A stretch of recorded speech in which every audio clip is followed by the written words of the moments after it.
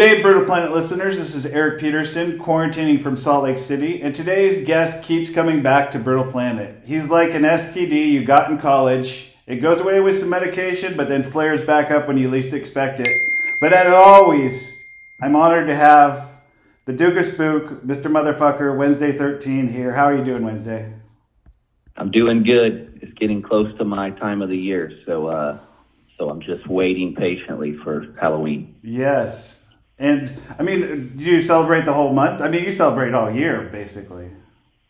Again, I know what the true meaning of Halloween is, and that's a scary thing. I like the version everybody else believes where you just run around and get candy and act like a goofball. But I do that all year round. So that's pretty much Halloween for me. Nice. I don't do any kind of real ritual stuff, but my Halloween and my rituals of having fun are about as lighthearted as Nightmare on Elm Street movies. So that's how it is 24/7 for me where I live, how I act.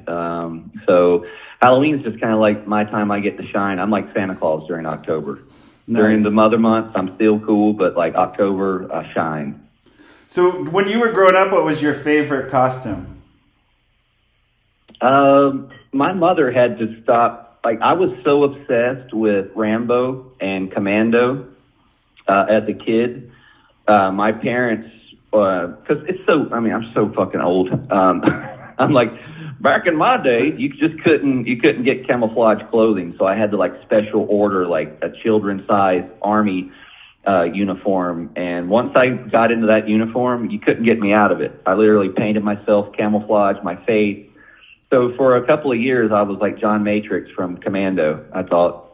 And then I started. At first I was doing your monsters and things, but once I discovered action movies and stuff, I went into the Rambo Commando phase, and then as it grew went on, I just kind of started becoming my own Halloween person because I kept playing shows. I've been playing shows since I was 15 years old, and I think I played every Halloween since I was 15 up until just last year. Wow.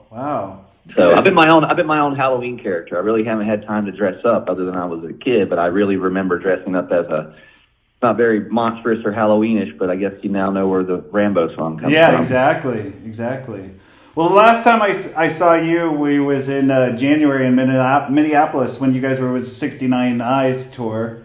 And that seemed like centuries ago to me. I mean, it might seem like yesterday to you, but how was that tour for you guys? Long, not in a bad way. It was just that tour. I was thinking about that earlier today. I'm like, if I would have had a tour that ended in January that I wasn't burnt out, like that January tour was kind of like the last 4 weeks of the longest year of our lives touring.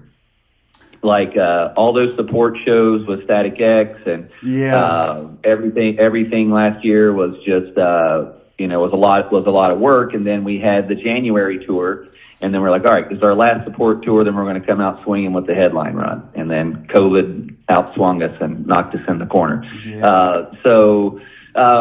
The tour was great. It was just one of those things where we physically were just kind of burnt out. We'd been through all those markets about the fourth time. So it was just kind of like, for us, I was excited to get off the road and kind of recharge my batteries. And boy, did I not realize it would be this long of recharging. So. Well, yeah, you guys had your, I remember the Portland and Seattle show got canceled because of the snow. It got canceled because of snow. Also, it was just one of those things financially didn't make sense for us. The routing was routed for Static X for them to go home, and I'm like, well, I live there too, but my gear lives in Oregon, so why the fuck am I going to go down here to go back up? I gotta play 3 shows just to make enough money to get my equipment back.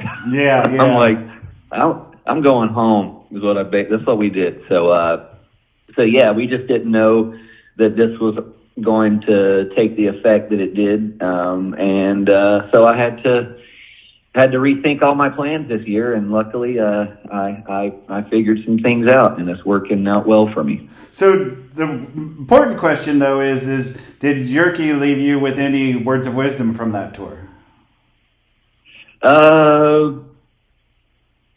I wouldn't say any words of wisdom because I don't understand what he's saying most of the time. But you know, again, when I tour with people now that I've toured with in the past, I guess I just watch people. You know, like for me, I watch Yerky, and you know, I can see that we both toured for years and kind of do the same thing, and I'm in a different mindset now. And I see he's kind of sort of in the same where he was. So I kind of go, all right, well, you know, I learn from people. I'm going, well, you know what, when I'm Yerky's age, I hope I'm not, you know, I didn't want to be in that same phase. So, so I just get inspired by people and going, hey, I don't want to do that. Or, hey, I want to be more like that. So Yerky inspired me not to be a vampire. He really liked the, going out to bars and things like I used to do after the show. So it just kind of inspired me to do the opposite. Not that that's a bad thing, but it was good for me. Yeah. Well, shortly after that time, the shit hit the fan, and I don't think most musicians had any clue what they were going to do. But man, you had that shit figured out, and it's almost like you planned it that way, and you just fired into high gear and just kicked everything in. And tell us a little bit about what you did. Well, it wasn't by any means, but it was an idea that I've had in the back of, or I'd say on the back burner, that I just never got around to doing, and that was only because it was going to be time consuming. To do a fan club, it was always, you know, that's just something I grew up on. I was in fan clubs. I liked that thing with bands. I have a really cool community of fans, and I wanted to do it, but I'm never going to do something just to do it. Like, I wanted it to be right. So when having this whole year canceled out, it was kind of like, all right, now this is your perfect opportunity to do what you said you were going to do, and now you got to figure it out. So I was really kind of thrown in the fire, knowing we weren't going to be touring. That definitely scares you and go, fuck, I gotta be creative. So for me, it was a good thing. I mean, lighting a fire, having the Indiana Jones boulder running behind me makes me think fast. And so people think when you think fast, you get bad results. But I say listen to all my records, because all those were done fast. You know what I mean? Like, it's just it worked for me. So when I realized that the live scene was going out, I was like, you know what, I can do this. So I just started thinking like a fan. Well, if I joined a fan club, well, I just don't want a fucking t-shirt. I want this, I want this, I want this. And I just started making a list, and I started listening to the fans as I started getting it up over the first few months. So it's just been a work in progress, and it's like 8 months now with it. And my fan club has a monthly TV show I do called Wednesday's World. It's nothing to do with the band. It's just literally, someone described it as fever dream. Yeah. So it's that. It's I've created characters within that show. We have a fan club with a comic book where I kill off 13 fans each issue. I've made dismembership cards. I did everything in the 80s that I grew up on, when you had to mail in a proof of purchase to get into the fan club of G.I. Joe, or get in the Alphabet's cereal fan club or something. You know, it was just using all these old techniques that sound old to me, but for fans, it's new to them, because they didn't, you know, most of my fans are younger and the telephone age. I'm the magazine cereal box age. So when I made a cereal box and go, hey, here's a cereal box, and cut the mask out, people were like, wow, that's such a cool idea. I'm like, yeah, done a million times. You know, so the old is new now, and it works for me. So anything I pull from literally is my favorite stuff, and it works along with everything I do. It's new to some people. To some people, they get it, and it's even better. So I've been very fortunate to create this fan club, and I worked on it. It's not just I get up at 5 a.m. and I work on this fan club throughout the day till I go to bed. So it's a lot of work, and anyone that thinks people doing Patreon pages just to make a quick buck, most people are doing that. Then you can look and see their followers and what they do as a result of it. My fan club has just been growing and growing and growing because I constantly work on it and give them content. I don't ever want to have the word boring associated with what I do. Yeah. Wednesday 13 fan club or my Instagram page is like a Wednesday 13 UHF TV station. You tune in and go, what the fuck? There's something always going on here. I may not understand it, but it's always on. Yeah. And it just keeps going, and that's what I do. I think the cool thing is like you said, you mentioned when you joined a fan club you wanted a shirt. You just don't get a shirt. You can get a shirt with your name on it too. Yeah, I thought, again, I sat around and I'm like, well, there's no tour dates for the back of the shirt, so in the place of tour dates. I'm like, well, why don't we put your dates, your name? Yeah. So it was just, again, I sit around like I work for like a cereal company for kids and I'm trying to put a toy inside the box. That's how I always think. I've got to make the box look good. I want the kids to get it. I want them to open it up and not only get the cereal, they get a prize. And that's what everything I do, that's the approach. It's even with my records or anything. It's just constantly, it's like, okay, well, what'd you do? Well, I want to one-up you. All right. Yeah. So it's just it's a competition with myself. I'm always trying to outdo things, and so it's a good problem. I enjoy it. It keeps me creative and on my toes. And you do, so people know you. If you're on the Patreon page, you get access to a private Instagram account where you do live shows twice a week. Correct? I do. Again, with Patreon, it's hard to explain to people unless you get into it. But it's like a cable subscription. Yeah. You have your low subscriptions and you get your basic channels, or you pay more and you get your HBO and Cinemax, or you pay the full package and you can get porn and everything. Yep. So all the tiers are set up that way. So I have it where it's affordable for people. You can join and get on a private Instagram. I do a live story every Wednesday on Wednesday. 2 other tiers that I do. I have a thing called necro cruising where I go drive around in my car. Last week I went riding through the Hollywood, the Forest Lawn Cemetery.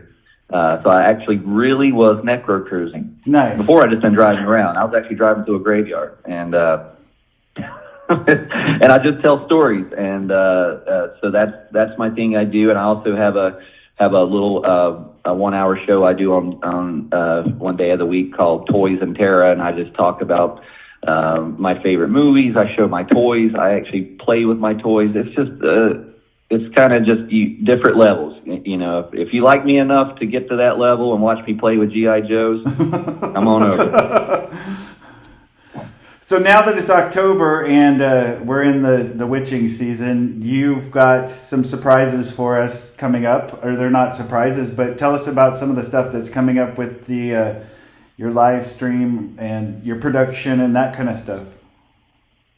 The Halloween Spooktacular, as I'm calling it, it will be airing pay-per-view or streaming for some people. Someone actually didn't understand what pay-per-view said. They thought said paper, and they thought that they were going to be watching something through a piece of paper. I couldn't really understand what they were asking, but I was blown away by that. So I'd like to reassure that this is a streaming event. When I hear streaming, I think of fish and water. Yeah. But I'm from the South. Either way, this will be a pay-per-view event that you can buy a ticket online and watch from your phone or your TV or your laptop, whatever. It's available worldwide. And it's going to be my version of what I've always wanted to do for a Halloween show. I play Halloween shows every year live, whether it's in London or Paris or, wherever. For the past few years, I've did it in different places. And it's always been a live show. So we do what we do. We're on tour. We play a show. There's people there. It makes sense. But during this, you're going to go play a show and do a live stream. There's no audience. People are sitting at home. The whole point of live music is the frequencies of you feed the audience feeds off your music and your energy, and you feed off them. When that's not there, it kind of kills it. So I was very careful in putting this show together, and I wanted to make sure that this was not just a concert. This is a Halloween event, and I tell people if I was going to put on a Wednesday 13 Halloween show that was like a Saturday Night Live thing with skits, and Wednesday 13 is a special guest. That's what this show is. So if you are looking for a full concert, that's not what this is. But if you're looking for a full Halloween experience with laughs and throwback to the 70s and 80s, you're going to love it. I'm super excited, and it's a lot of work, but I don't know how to do anything different. For me, I feel like if I don't work hard at something, I didn't do it right. So by Halloween night, when you guys see it, I'll be probably asleep, tired as fuck from all the shit that I did getting ready for this. So I hope you guys like it. And you got some special guests that are coming, correct? Yes, again, it's like the Video Music Awards when they keep advertising it, and you're like, we just announced special guests. I'm having, for people that are, that liked our last record, Necrophase, and are familiar with it, some of the guests that were on that record are making appearances on the show. I have Jeff Clayton, the guy that did the intro for the Hearse. Yeah. I have him on the show. I have Caroline Williams from my favorite Texas Chainsaw Massacre 2 movie. She's making an appearance on it. So there's all kinds of stuff. I've got Alf, yes, Alien Life Form from the old TV show. Yep. He's a wastoid drunk these days. Nice. He's drunk. Nice. Yeah, so I don't know. But he's going to be there. Characters from my Wednesday's World show, Simon Bazar. Literally, if you haven't been tuned in to Wednesday's World, you're going to watch this and be like, what the fuck? This is great. What have I been missing? And, or you're just going to be like, what the fuck? So either way, I'm getting a reaction out of you. You might not be able to announce it, but are you breaking Joe Exotic out of prison to come and do it? Well, there is going to be a live seance. So, okay.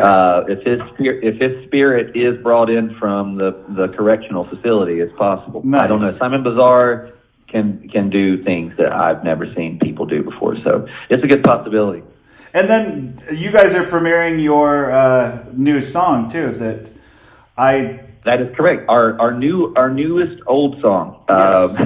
Yes, we're premiering our Devil Inside video, which I'm really excited about because it's premiering on the Halloween show and not going online first. A lot of people don't realize music videos cost a lot of money. Yes, they do. And we give them away. We give them away to people for free, and then they go online and tell you how much they think it sucks. Yeah. Well, now you feel free to tell us how much it sucks because you can pay for it and when you buy it on the pay-per-view, and then you can go online and tell us how much it sucks. Because I find that people, when they buy something, they convince themselves that they like it. Well, you ever bought a record and go, it's okay, fuck, I paid $18 for it, I kind of like it. Okay, so that's the mentality I'm working on. This is so good. Well, that's how I roll. When you announced that you had another song and you said the band has 4 letters, I was completely off and I said Kiss, Heaven's on Fire. And what made you guys decide to do this song? This was all Ramon's idea. Basically, we all sit around and when we're on tour, and you got 23 hours of the day you're hanging out, talking, goofing off, and we're all listening to music, and everybody's like, "Hey, we should do this song, and that's how the Wasp cover came up. That was something been talked about for 10 years, and we finally did it 10 years later.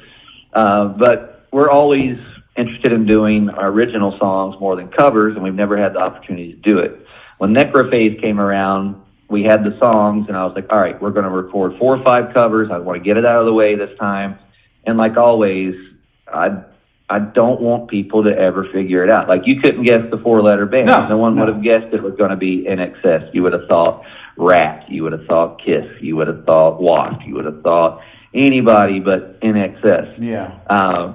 But Ramon had a version that he had worked in his head, and he brought it to the table, and I liked it. I thought it was a cool take on it. It still sounds like the original song, but it's a rock and roll, more rock version of it. Nice. It's I don't know. It turned out really, really good, and we recorded it with the Necrophase session, so it's been recorded since that long. The original plan was to release that video right before we went and did all the festivals this summer, so we would have a video and single to push for the radio, go into the festivals, do an actual plan like bands do, and then everything struck it down. So we got this video and single, and I'm like, well, what do? We put it out in the middle of presidential debates and everybody fighting, or do we save it where it's going to count? So Halloween.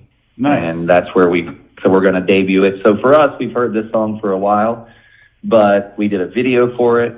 I haven't even seen the finished video. I've seen clips of it. So when it comes out, it will be new to us. So that's one cool thing about it. As old as it is, it's going to be refreshing, and it keeps our album alive. It keeps us alive through this, in time for us to start recording new music. Yeah, of course. Well, that's amazing. As I like to do with you, if you have a minute, I have a few trivia questions for you if you'd like to, based on horror movies, if you'd like to do that. Let's do it. Hopefully I can get them. If it's anything from the 80s backwards, I might be able to get it. It is, because you know me. You and I did the Friday the 13th quiz, and so now I've got some basic horror movie quiz for you. Good. I went through Netflix last night and was looking through all the horror movies, and I was just going through them, and I was like, I'm so old. I hate all of these. I don't know. I don't like any of the. And now it's like stop, and there's like Killer Clowns, and there's like 15 movies that look awful. And then there's like The Car, and I'm like, oh, great, The Car. I'm like, oh, it's the new. And then it's the new version. I'm like, fuck you. Yeah. Okay, so either way, which horror film was the first ever of its genre to be nominated for an Oscar?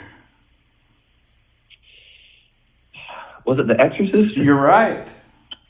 Okay, I figured, because let's be honest, it's a pretty good movie. It's filmed pretty well, even though with the vomiting and Let Jesus Fuck You and all that stuff, it's pretty good. Okay, which horror movie features a serial killer wearing a William Shatner mask? That's Halloween. Yes, you got it.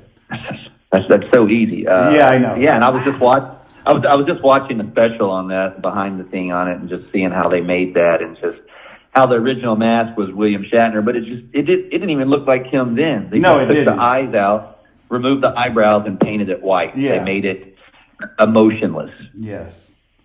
In the 1981 movie The Shining, which hotel did Jack and the family look after? That would be the Overlook Hotel. Damn, you're batting 1,000. Okay. Yeah, I just decorated my whole house in The Shining. Like, nice. I have shining rugs, shining pillows, shining everything. Okay. In the movie The Birds, what California town did the birds take over? The birds or the birds? The birds. That is one I'm probably not going to know, only because I haven't seen that movie in a while. Okay. I don't really know where it was based on. I remember the movie, but I have no idea. Is it Los Angeles? I don't know. No, it's Bodega Bay. It's just west of Petaluma. Okay. Yeah, I did not know that. There's an awesome restaurant here that I order from 5 minutes from my house. It's called Birds. Nice. And it's got a giant picture of Alfred Hitchcock with the birds around him. Oh, cool. Yeah, so it's like a little barbecue breakfast, little hangout local place, and so whenever I go Birds, I just kind of picture getting food from Alfred Hitchcock. Yeah. So I may have lost that answer, but I'm in spirit there by ordering from Birds every week. You are. So this is another good one for you. In the George Romero's Day of the Dead, What was the name of the zombie that was tamed by Dr. Frankenstein? Bug. Bub, yes, you're right. All right. Yeah, one of my favorites. One of my favorites. Okay, now I've got a couple more. In the 1985 movie Fright Night, who played the great vampire killer? Roddy McDowell. You bet. Planet of the Apes. Yes. Planet of the Apes, baby. Bonus answer if you remember his name from the character. Peter Vincent. Yes, very good. In Evil Dead 2, which of Ash's hands gets possessed, leading to him to cut it off?